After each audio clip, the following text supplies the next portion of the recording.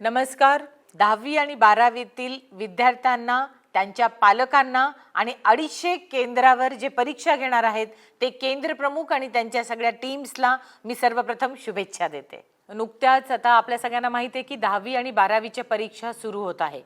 तसं म्हटलं तर लातूर जिल्ह्याची ओळखच मुळात लातूर पॅटर्न आणि शिक्षणाची नांदी असलेलं शहर म्हणून अशीच आहे आणि म्हणून जिल्हाधिकारी म्हणून आपल्या सगळ्यांशी हा संवाद।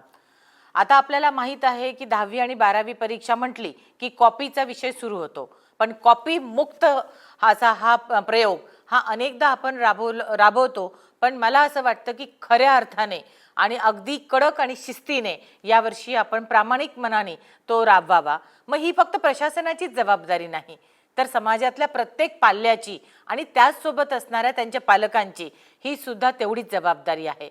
मला असं वाटतं की इंटिग्रिटी ही मुळातच 10वी साठी 39,168 आणि 12वी साठी 37,062 अशी एवढी मुलं परीक्षेसाठी बसणार आहेत।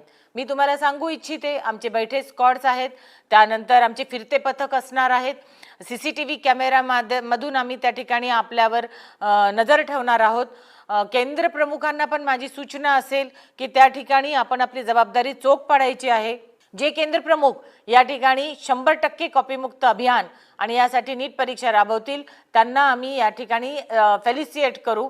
पण त्याचबरोबर माझं पुन्हा एकदा सगळ्यांना म्हणणं आहे की पोलीस प्रशासन सुद्धा यामध्ये यावेळेस उतरलं आहे। आम्ही काही सिक्रेट पथक केले आहेत ज्यामध्ये पोलीस, महसूल आणि इतर विभागाचे लोक हे सुद्धा विशेषतः गणित असेल, इंग्रजी असेल, त्याच्यातला ते जे विज्ञानाचा पेपर असेल त्यावेळेस त्या ठिकाणी येऊन बघणार आहेत।